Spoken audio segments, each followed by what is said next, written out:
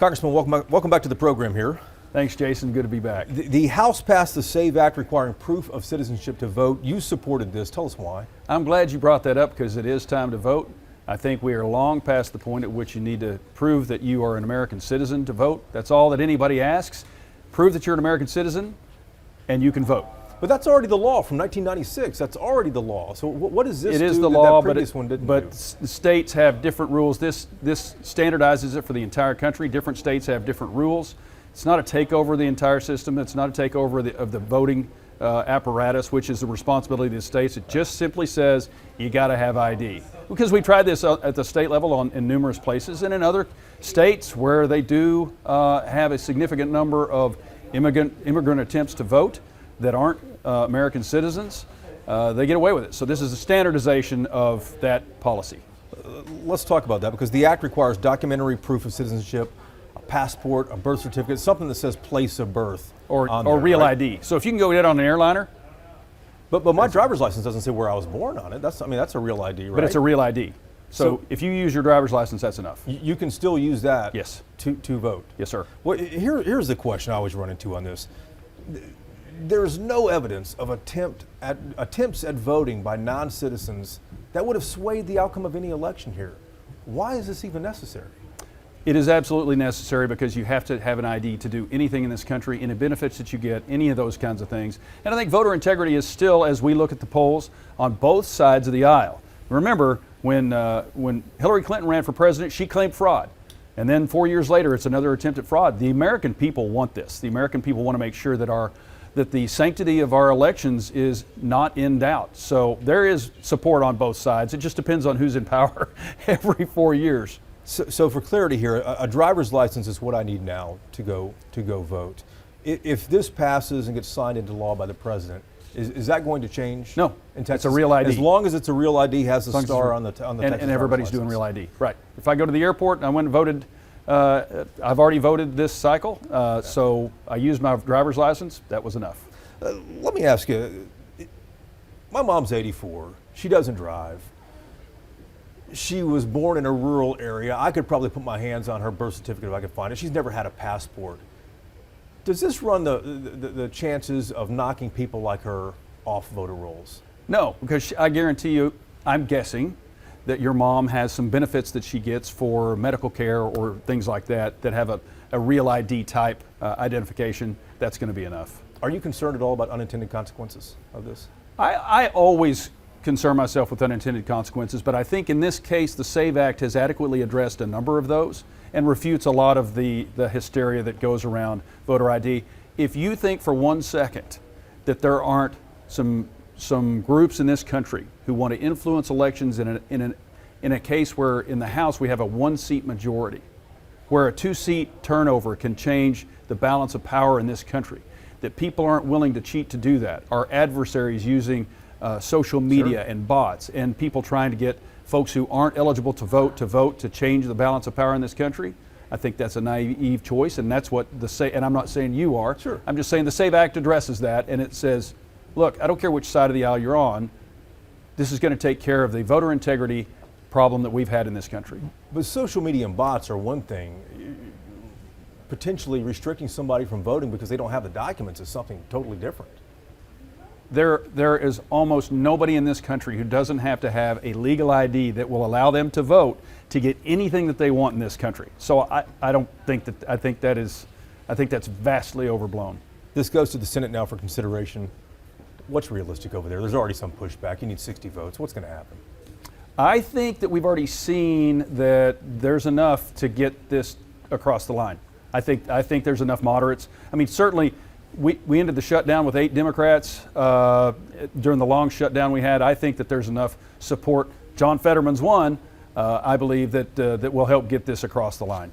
Let's talk about the talks. Try being a Democrat during election season, saying no, we're not worried about fraud here. You don't need an ID. Come on and vote. That's not going to play very well. Yeah, no one's talking about that on the Democratic side at all. Talks are underway with Iran right now on its nuclear capabilities. This has been ongoing for decades here. But the fact that talks are underway right now, I'm curious whether you think, with your military background, does this take the military option off the table for President Trump? Absolutely not, and we continue to build forces in the region. A bunch of F-35s, a bunch of F-22s, 2 aircraft carriers now in the region. Let's take it again like we like to from the 30,000-foot view. We've been in a state of war with Iran since 1979. Sure. They have tried to take out a number of our presidents. They have just massacred at least 40,000 of their own people. They have now, as of today, this Wednesday, closed the Straits of Hormuz this morning, where 20% of the world's oil goes through. They have no legal right to close the Strait of Hormuz. It doesn't belong to them. So everything that they're saying is, we're terrified, but we're going to act tough, which is what the regime has typically done. The Ayatollahs have always done this, but I think they're in a tremendously weakened state. Remember, the Israelis took out a Hezbollah leader in the middle of Tehran. If they think that we don't know exactly where the Ayatollah is right now, they're sorely mistaken. The Iranian people, the Persian people, are historically a pragmatic and wonderful group of people who have had a partnership with the people of Israel for many, many years. This is a nation in which the regime is 80% underwater. And now they are starving their people. Tehran and the entire country now is about to go into a drought, a water shortage, the likes of which have never been seen. So the revolution is coming to overthrow the regime. It's just a question of when and how. But I do think that military options are on the table as they continue to rattle their sabers and say that we're going to take out these ships, we're going to close the Straits of Hormuz. That's an act of war, Hormuz. We saw what happened in Venezuela. What's the likelihood, though, that President Trump would try to decapitate leadership in Iran? It's a much bigger country. It is a much bigger country, but I said again that it's a very well-educated populace. They are ready for the regime to go. The only way they stay in power is by killing 40,000 of their own people over the course of a week. Yeah. The protesters over the course of a week. We know where they are. When you negotiate in different regions, specifically in the Middle East, all is not what it seems. So what they're rattling on about may not be exactly what's going on. Behind closed doors, I'm not there, but I assume that we have classified information that says, we've got this, we know where this is, we're going to take that out, and then we're coming for you. We're going to send one of our special teams in and come and get you. So why don't you just go follow Assad from Syria to Moscow and let this nation start to live again? Do you think we'll see leadership change in Iran finally? I think within a year we're going to see imminent regime change, because the regime is already talking about moving the capital from Tehran, a city of 10 million people, because they have mismanaged the water. You and I have seen what happens when people starve. Can you imagine what happens when Tehran, a city of 10 million people, runs out of water? That's catastrophic. So I think that we will see regime change within the year.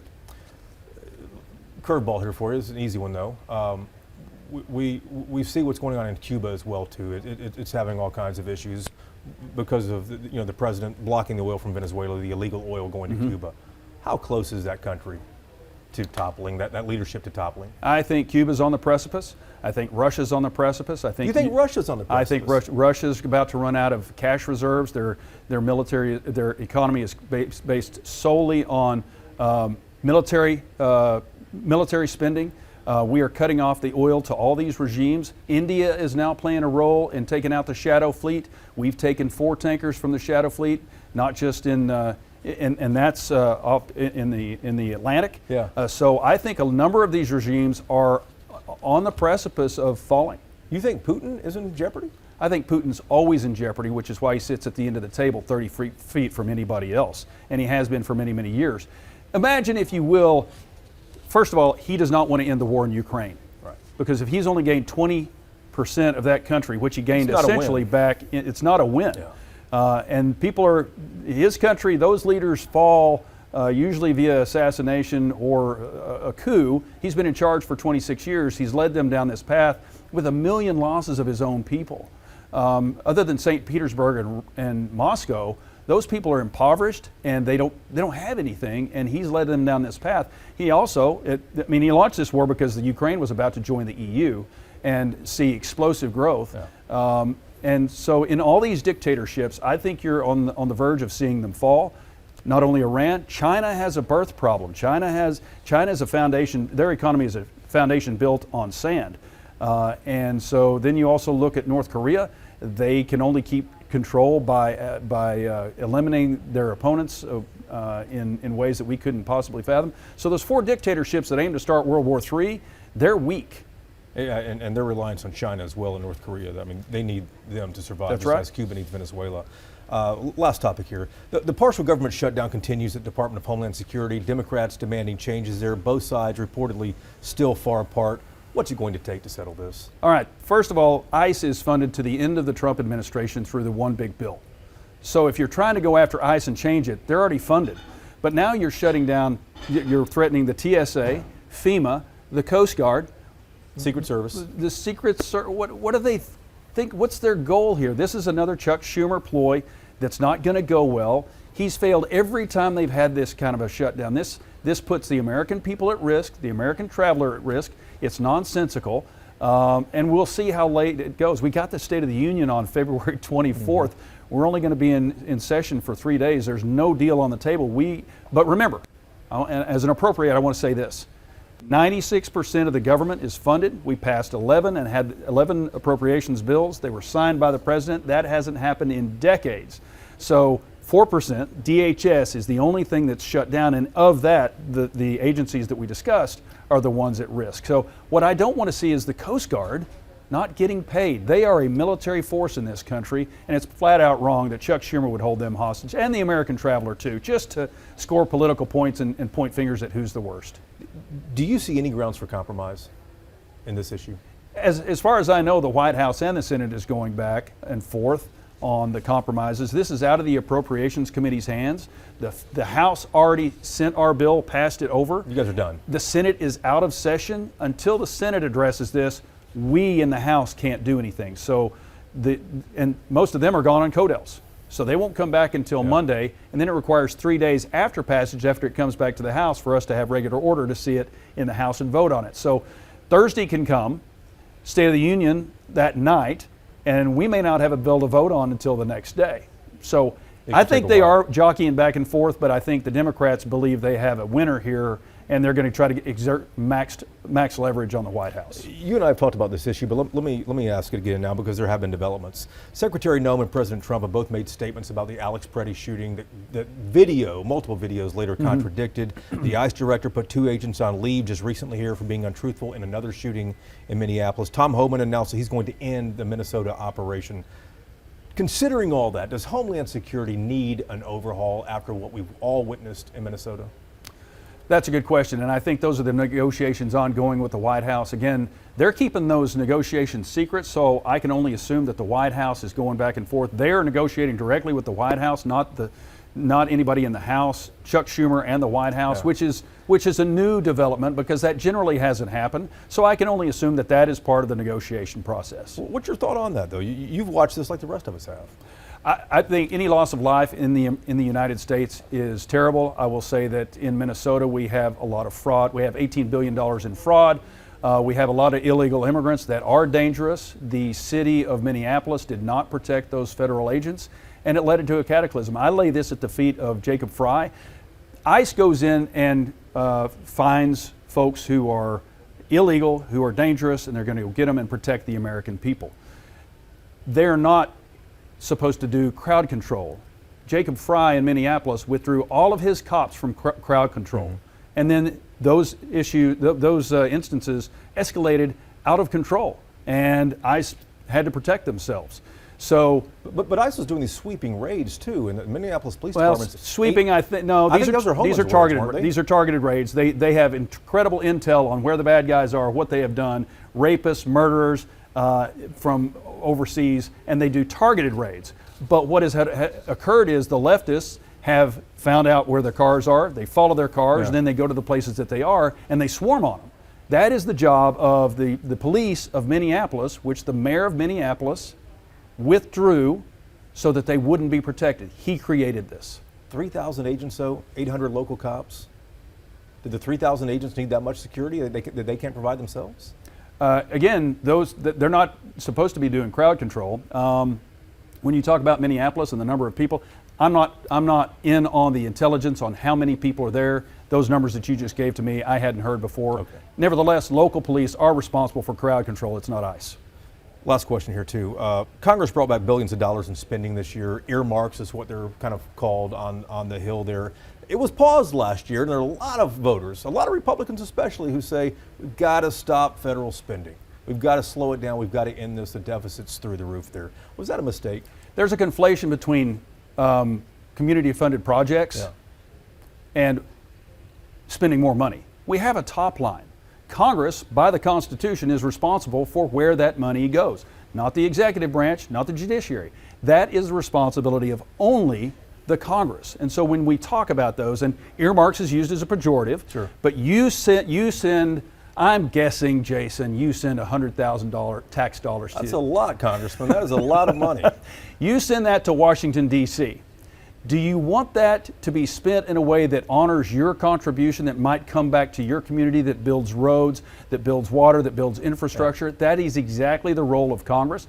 For instance, in labor HHS, there are none. There are no community-funded projects. However, in transportation, housing, urban development, there are, because we in Texas, who are growing at an exorbitant rate. Ellis County alone went from 200,000, we're probably going to be 230,000 within 2 years. We need interstate highway infrastructure spending far more than California does, where they're fleeing at an enormous rate.